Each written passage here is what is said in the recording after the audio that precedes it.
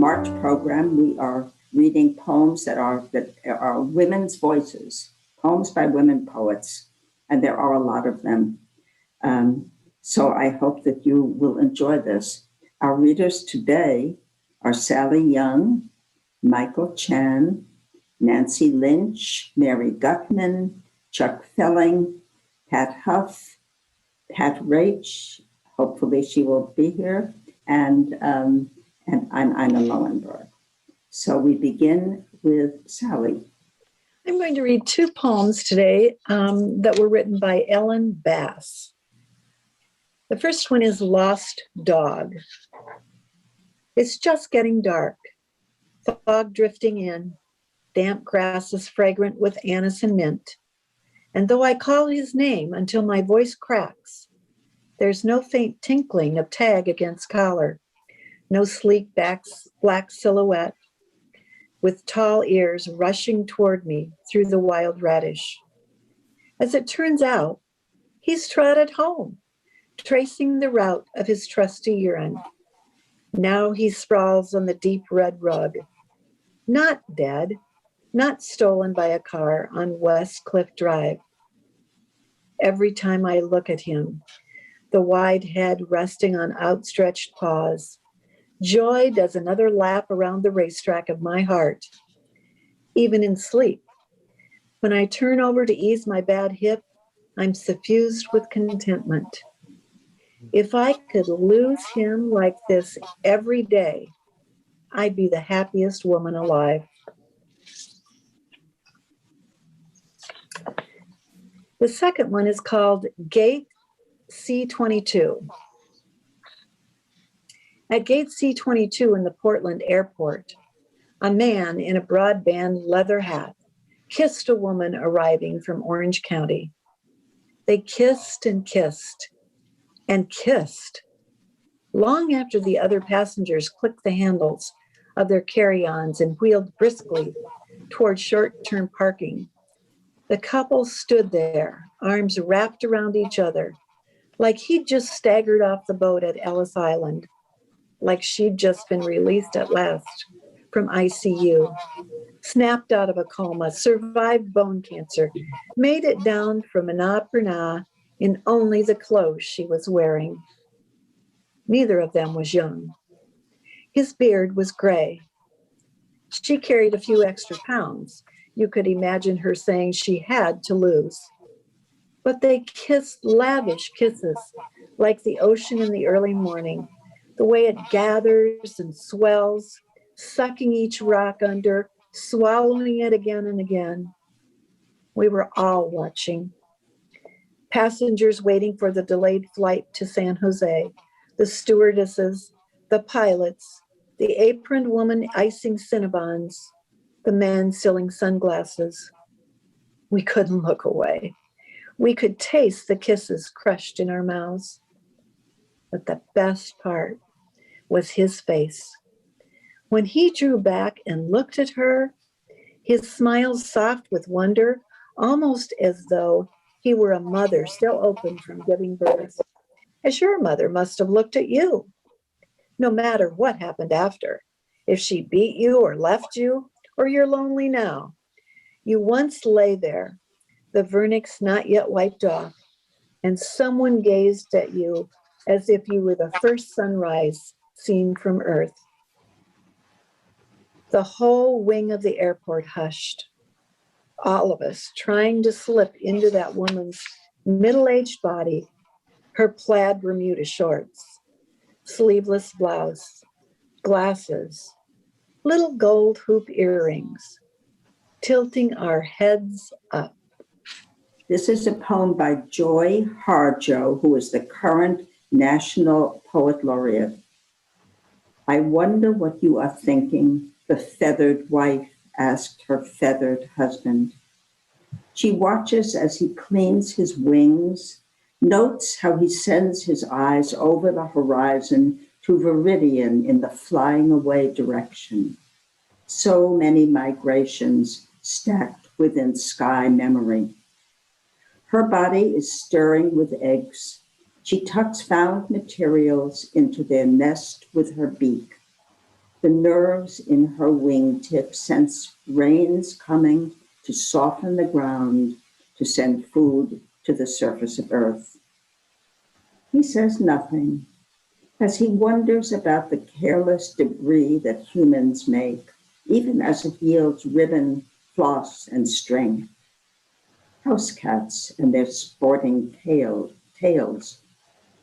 House cats and their sporting trails are on his mind's map. There are too many in this neighborhood. A ragged yellow fellow eats birds after hours of play. He stays out of that Tom's way and has warned his wife the same, though she's more wisely wary than him. Dogs are easy. They bark and leap and wag their tails. They have no concerns for most flying things. They lap up human trails for love. And why do we keep renewing this ceremony of nests? Each feathered generation flies away. What does it mean? And why the green growing green, turning red against yellow, then gray, gray and green again? When I need her heartbeat in the freeze winds, why is she always there and not somewhere else? Her lilt question has made an echo in his ears, like a string fluttering from a bush in a delicate spring wind. I wonder what you are thinking. He doesn't answer. Then he does. Nothing. I was thinking about the nothing of nothing at all. This is a sonnet by Elizabeth Barrett Browning. Beloved, thou hast brought me many flowers plucked in the garden, summer through and winter, and it seemed as if they grew in this close room, nor missed the sun and showers.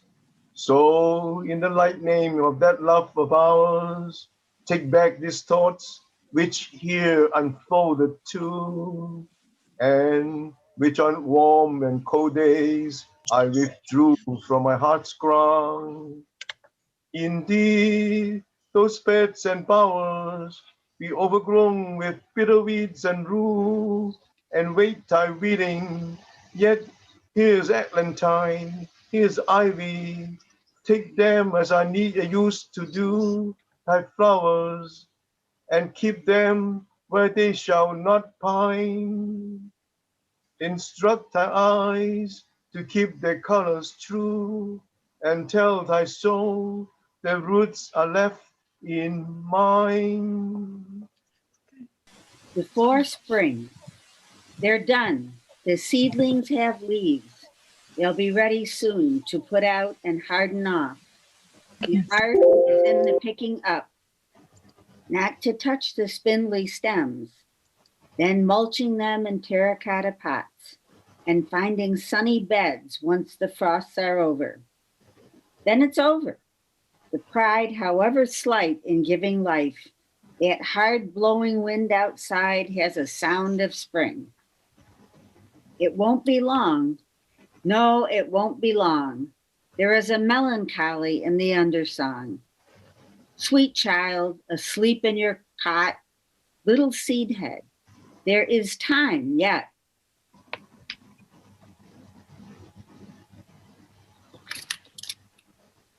The next poem is called The Necessity for Irony. On Sundays, when the rain held off after lunch or later, I would go with my 12-year-old daughter into town and put down the time at junk sales, antique fairs. There I would lean over tables, absorbed by lace, wooden frames, glass. My daughter stood at the other end of the room, her flame-colored hair obvious whenever, which was not often, I turned around. She was gone, grown, no longer ready to come with me whenever a dry Sunday held out its promises of small histories, endings. When I was young, I studied styles, their use and origin, which age was known for which ornament, and was always drawn to a lyric speech, a civil tone. I would have the need, as I do now, for a darker one. Spirit of irony, my caustic author of the past, of memory and of its pain, which returns, stings, hurts, reproach me now. Remind me that I was in those rooms with my child, with my back turned to her, searching, oh irony, for beautiful things. The first is There Comes the Strangest Moment by Kate Light. There comes the strangest moment in your life when everything you thought before breaks free, what you relied upon as ground rule and as right, looks upside down from how it used to be. Skin's gone pale. Your brain is shedding cells. You question every tenet you set down. Obedient thoughts have turned to infidels, and every verb desires to be a noun. I want my want. I love my love. I'll stay with you. I thought transitions were the best, but I want what's here to never go away. I'll make my peace, my bed, and kiss this breast. Your heart's in retrograde. You simply have no choice. Things people told you turn out to be true. You have to hold that body, hear that voice. You'd have sworn no one knew you more than you. How many people thought you'd never change? But here you have. It's beautiful. It's strange. The second one is To a Daughter Leaving Home by Linda Pastan. When I taught you at 8 to ride a bicycle, loping along beside you as you wobbled away on 2 round wheels, my own mouth rounding in surprise when you pulled ahead down the curved path of the park, I kept waiting for the thud of your crash as I sprinted to catch up while you grew smaller, more breakable with distance, pumping for your life, screaming with laughter, the hair flapping behind you like a handkerchief, waving goodbye. My first poem is by Grace Nichols. She was born in Guyana and won the Commonwealth Poetry Prize in 1983. The poem is Holding My Beads by Grace Nichols.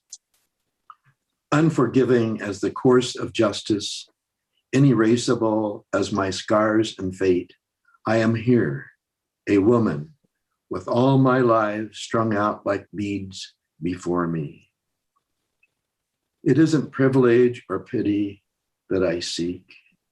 It isn't reverence or safety, quick happiness or purity, but the power to be what I am, a woman, charting my own futures, a woman, holding my beads in my hand. Second poet that I'm reading from today is Adrienne Rich. I have two short poems by her. This is Quarto 4. It's the fourth little poem in a string of 4, and I'm just going to read the fourth one. I tell you about the mermaid, sheds swimming tail, gets legs for dancing, sings like the sea with a choked throat, knives straight up her spine, lancing every step. There is a price for every gift and all advice. This poem is At Willard Brook. Spirit like water, molded by unseen stone and sandbar, pleats and funnels according to its own submerged necessity. To the indolent eye, pure willfulness. To the stray pine needle boiling in that cascade bent pool a random fury. Law, if that's what's wanted, lies to be read in the dried brook bed. Thank you. The mare roamed, oh, this is The Orchard, I'm sorry, by Ruth Stone. The mare roamed soft about the slope. Her rump was like a dancing girl's, gentle beneath the apple trees. She pulled the grass and shook the flies. Her forelocks hung in tawny curls. She had a woman's limpid eyes, a woman's patient stare that grieves. And when she moved among the trees, the dappled trees, her look was shy. She hid her nakedness in leaves. A delicate though weighted dance she stepped, while flocks of finches flew from tree to tree and shocked the leaves with songs of golden twittering. How admirable her tender stance. And then the apple trees were new, and she was new, and we were new. And in the barns, the stallions danced and shook the hills with trumpeting. You did it, Pat. Okay. Here is another poem by Ruth Stone. In the next galaxy, things will be different. No one will lose their sight, their hearing, their gallbladder. It will be all Catskills with brand new wraparound verandas. The idea of Hitler will not have vibrated yet, while back here they are still cleaning out pockets of wrinkled Nazis hiding in Argentina. But in the next galaxy, certain planets will have true blue skies and drinking water. Sweater weather, a love song to language. Never better, mad as a hatter, right as rain, might and main, hanky-panky, hot toddy, hoity-toity, cold shoulder, bowled over, rolling clover, low blow, no soap, hope, against hope. Pay the piper, liar, liar, pants on fire, high and dry, shoe fly pie, fiddle, faddle, fit as a fiddle, sultan of swat, muskrat ramble, fat and sassy, flim flam, happy as a clam, cat's pajamas, bee's knees, peas in a pod, please as punch, pretty as a picture, nothing much, lift the latch, double dutch, helter skelter, hurdy-gurdy, early bird, feathered friend, dumb cluck, buck up, shilly-shally, willy-nilly, roly-poly, holy-moly, loose lips sank ships, spitting image, nip in the air. Hale and hearty, part and parcel, upsy-daisy, lazy days, maybe baby up to snuff, flibberty-gibbet, honky-tonk, spick and span, handyman, cool as a cucumber, blue moon, high as a kite, night and noon, love me or leave me, seventh heaven, up and about, over and out. That's it. That's a good ending, isn't it? Thank you very much. Thank you very much for coming. Okay, thank you.